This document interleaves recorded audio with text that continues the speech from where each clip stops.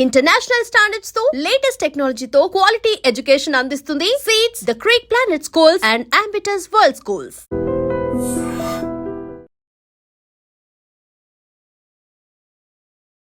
అంటే పార్టీ అడవిలో పట్టుంది కాబట్టి మీకు ఆదివాసుల సపోర్ట్ బాగానే కనిపించింది. కానీ తెలంగాణలో వెనకబడుతున్నాం, ఆంధ్రప్రదేశ్లో వెనకబడుతున్నాం అనే విషయం గుర్తించిందా? ఇది సెట్ బ్యాక్ గురైంది అనేది పార్టీ 2000కు ముందే గుర్తించింది దీన్ని. మరి గుర్తించిన తర్వాత చర్యలు ఏం తీసుకుంది? అంటే గుర్తించిన తర్వాతనే ఇప్పుడు ఈ వ్యవసాయంలో మార్పులు అనేది ఒకటి, ఉత్పత్తి మార్పుల సంబంధాలు అనేది ఒకటి డాక్యుమెంట్ తయారు చేసింది.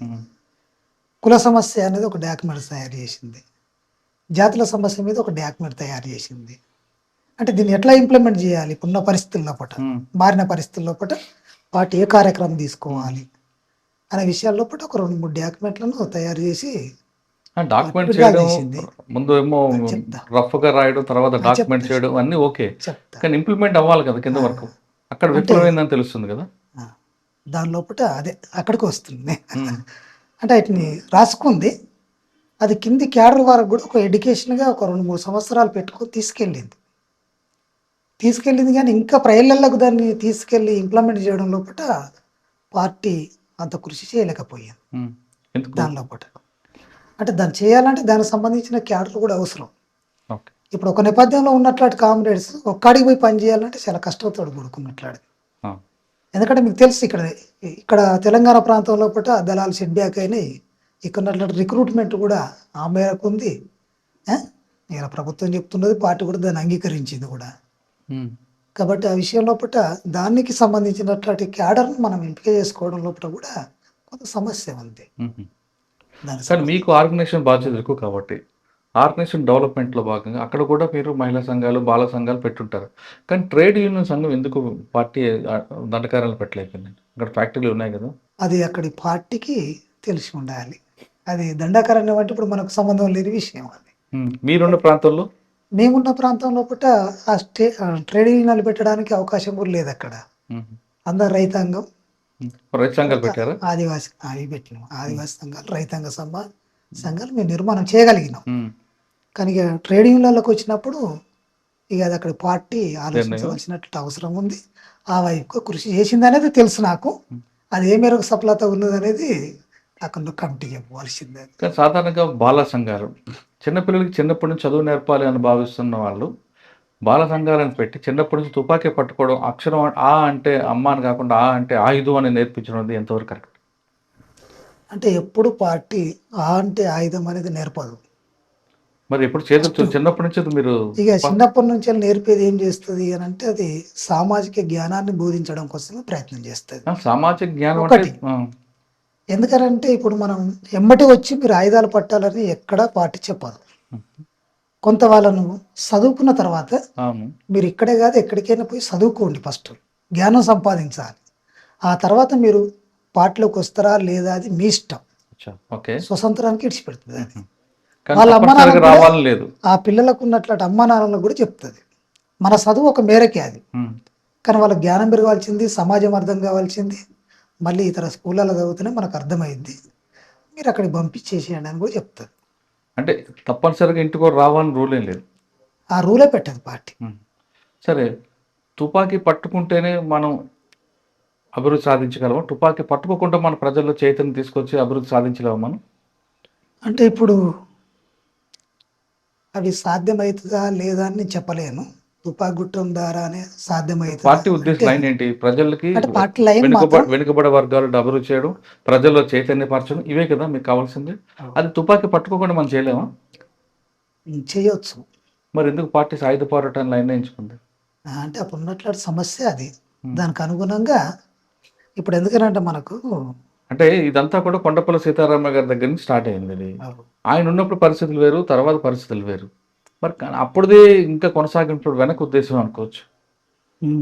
సాయుధ పోరాటం ద్వారా అప్పుడు చూపెట్టిన కొండపల్లి సీతారామయ్య ఏదైతే సిద్ధాంతం రాసిండో అది కూడా తుపాకీ గుట్టం ద్వారానే రాజ్యాధికారాన్ని మనం పేద వర్గాలు సాధించుకోగలుగుతాయి అనేది. ఇలా మొత్తం మనం ప్రపంచ చరిత్ర చూసుకున్నప్పుడు ఎక్కడ ఈ కొత్తగా విజయవంతమైనవి లేవు. ఇలా రష్యా కావచ్చు, చైనా కావచ్చు, అది ఇంకొక వియత్నాం కావచ్చు, ఇంకెక్కడ చూసినా కానీ పేదవాళ్ళు కూడా తుపాకీ పట్టినప్పుడే వాళ్ళు వాళ్ళ రాజ్యాధికారం సాధించుకోగలిగారు. చట్టబద్ధంగా అనేక పోరాటాలు చేశారు వాళ్ళు కూడా కదా, అది మీకు కూడా తెలుసు. కాబట్టి అలాంటి సందర్భంలో తీసుకున్నట్లాంటి ఈ నిర్ణయం లోపలనే ఇలా భారత కమ్యూనిస్ట్ పార్టీ, మావోయిస్ట్ పార్టీ కూడా అదే లైన్ను కొనసాగిస్తూ ఇప్పటి వరకు ముందుకు పోయింది. తను అనుకున్న టార్గెట్ను సాధించడం లోపల విఫలం కావచ్చు, కానీ ఒక మేరకైతే ప్రజలకు ఆ చైతన్యాన్ని కూడా కలిగించింది. ఇప్పుడు మనకు ఉంటుంది ఒకటి, ఏమంటామంటే ప్రజలకు ఏం చేయగలిగినాం మనం కదా అంటే, ఏం తెలియని వారికి ఇగో ఇది నీది అని చెప్పడమే పార్టీ చేయగలిగింది నేను అనుకుంటున్నా. అంటే ప్రజలకు ప్రశ్నించే చైతన్యాన్ని పెంచగలిగింది. వాళ్ళు తుపాకీ పడతారా లేదా అది నెక్స్ట్ విషయం, అది వాళ్ళకు వదిలేయవలసిందే, అది వాళ్ళ ఇష్టం అది. కానీ ఇగో ఇది అన్యాయం మన మీద జరిగేది, ఇగో ఇది దోపిడీ అనే విషయాన్ని పార్టీ అయితే ప్రజలకు చెప్పగలిగింది, ఆ మేరకు చైతన్యం చేయగలిగింది. ఇక్కడ మీరున్న ప్రాంతంలో, మేమున్న ప్రాంతంలో అన్నమాట. పార్టీ అనేది భారతదేశంలో ఉన్న పార్టీ, ఇది కేవలం ఒక రాష్ట్రానికి పరిమితమైన పార్టీ కాదు కదా. ఎందుకంటే మరి పార్టీ ఒక రాష్ట్రానికి, ఒక ప్రాంతానికి పరిమితమైన పార్టీగా మారింది కదా. ఒకప్పుడు 16 రాష్ట్రాల పార్టీ ఇప్పుడు 6 రాష్ట్రాలకు వచ్చింది, 6 రాష్ట్రాల నుంచి 6 గ్రామాలకు వచ్చింది. కారణం ఏమనుకోవచ్చు? అంటే ఇక అక్కడ ఉన్నట్లాంటి భౌగోళిక సామాజిక పరిస్థితులకు అనుగుణంగా నడుచుకున్నప్పటికీ తనకున్నట్లాంటి మిలిటరీ శక్తి కావచ్చు, మెయిన్గా మిలిటరీ శక్తి ప్రభావం లేకపోతే తగ్గడం అనేది కంపల్సరీ అది.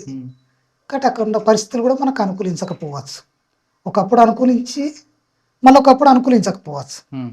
ఎప్పుడైనా అనుకూల అననుకూల అంశాలు ఎప్పుడు అవి రెండు జతగానే ఉంటాయి. ఒక్కోసారి అనుకూలించబడతాయి, ఒక్కోసారి అనానుకూలించబడతాయి. అప్పుడు అననుకూల పరిస్థితుల్లో పార్టీ షెడ్ బ్యాక్ కూడా కావచ్చు. అదే పరిస్థితి అలా పార్టీకి ఎదురైందని నేను అనుకుంటున్నాను. ఓకే, పార్టీ అనేది దీర్ఘకాల యుద్ధం. దీర్ఘకాల యుద్ధం చేయాలంటే దానికి ఒక ఓపిక ఉండాలి, దానికి వనరులు కావాలి, దానికి ప్రజల మద్దతు కావాలి. ఈ 3 ఉన్నాయా? వనరులు అనేటివి ఉన్నాయి. అందుకే నేను చెప్తున్నా కదా, పార్టీకి ఇప్పటికీ దేశవ్యాప్తంగా అనుకూల పరిస్థితి ఉంది, అననుకూల పరిస్థితి కూడా దాని వెనుకనే ఉంది. కాబట్టి ఈ అనుకూల పరిస్థితిని అనుకూల పరిస్థితి ఎట్లా మార్చుకోవాలి అనేది ఇక్కడ సమస్య. మార్చుకోవాలంటే దానికి కొన్ని కార్యక్రమాలు చేసుకోవాల్సినట్లు అవసరం ఉంటుంది. అది ఇలా తుపాకీ గొట్టం ద్వారానే వస్తుంది అంటే రాకపోవచ్చు, మార్చుకోవాలి మనం దానికి. అంటే ఒకప్పుడు మీరు వెళ్ళే సమయంలో ఆర్థిక అసమానతలు, రాజకీయ అసమానతలు, సామాజిక అసమానతలు ఉన్న కాలం అది. ఇప్పుడు ఆ కాలం అంతా పూర్తిగా వెనక్కి. భారతదేశం ఒక ప్రజాస్వామ్యం, ప్రతి 5 సంవత్సరాలకు ఒక ఎన్నికలు జరుగుతున్నాయి. ఆర్థిక అసమానతలు కొంచెం తగ్గుతున్నాయి, రాజకీయ అసమానతలు, ఎందుకంటే అన్ని కులాల వాళ్ళకు కూడా ప్రెసిడెంట్ అవుతున్నారు, ప్రైమ్ మినిస్టర్ అవుతున్నారు, ఎమ్మెల్యేలకు వెళ్తున్నారు.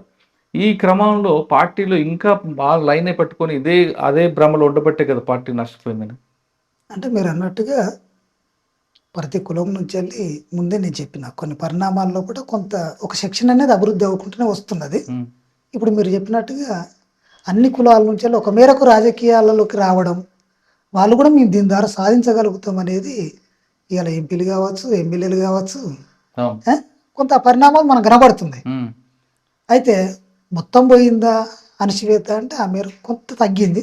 నువ్వు అన్నట్టుగా పరిణామాలలో ఇంకొంత ఉన్నది, ఎక్కువ ఉన్నది, తక్కువ తగ్గింది.